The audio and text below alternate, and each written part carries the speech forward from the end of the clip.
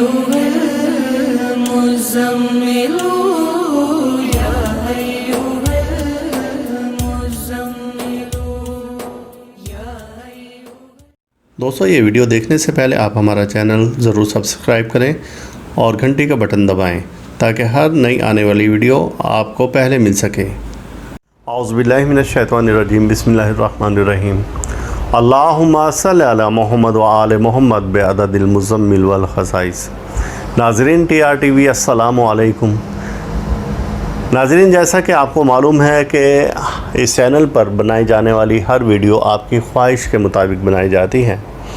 ہمارے ایک بہت پرانے دوست اور چینل کے سبسکرائبر ہیں سہیل قادری صاحب.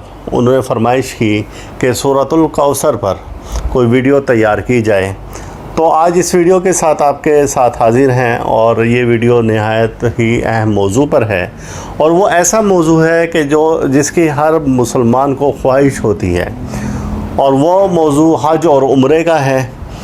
لہٰذا اس وظیفہ کے ذریعے، آج کی اس ویڈیو میں اس وظیفہ کے ذریعے آپ حج اور عمرہ کی سعادت حاصل کر سکتے ہیں. یہ ایسا وظیفہ نایاب ہے کہ جس کی کوئی حد نہیں. اور اس ویڈیو سے پہلے وظیفہ بتانے سے پہلے میں آپ کو واقعہ بتاتا ہوں کہ میرے پاس ایک سائلہ آئیں اور بہت عمر رسیدہ تھیں، اور انہوں نے یہ وظیفہ بتایا. پھر اس کے بعد میں نے کئی لوگوں کو بتایا اور انہوں نے اس سے فائدہ اٹھایا. انہوں نے بتایا کہ میں بالکل ایک کمزور حالات میں سے گزر رہی ہوں، لیکن اللہ پاک نے مجھے حج جیسی سعادت نصیب فرمائی بغیر کسی سبب کے. میرے پاس کوئی سبب نہیں تھا. اور پھر انہوں نے بتایا کہ سورۃ الکوثر میرے 726 بار کسی کے کہنے پر میں نے ورد کی. کوئی بزرگ تھے، انہوں نے مجھے بتایا کہ 726 بار سورۃ کوثر کا ورد کیا کرو حج اور عمرے کی نیت رکھ کر. اور پھر ایسا ہوا کہ جب میں نے یہ وظیفہ شروع کیا، اور شروع کرتے کرتے مجھے ابھی 40 دن ہوئے تھے، تو اللہ پاک نے ایسا بندوبست فرمایا کہ اس وقت تقریباً 1.5 ماہ بعد حج اور عمرہ کی درخواستیں جانی تھیں. اور میرے کسی ملنے والے نے کہا کہ جی آپ کو ہم نے حج پر بھیجنا ہے، آپ اپنے ڈاکومنٹس تیار کروائیں. میں نے پاسپورٹ وغیرہ جو کچھ اس کے ڈاکومنٹس تھے وہ تیار کروائے، اور پھر اللہ پاک نے اس وظیفے کی برکت سے مجھے حج کروا دیا. پھر ایک اور صاحب تھے، ان کو میں نے جو بزرگ خاتون تھی ان سے اجازت لے کر وہ وظیفہ کرنے کو دیا. پھر ان بزرگ خاتون نے یہ اس وظیفے کی عام اجازت دے دی مجھے کہ جس کو آپ اجازت دیں گے اللہ پاک اس کی یہ حاجت پوری کریں گے.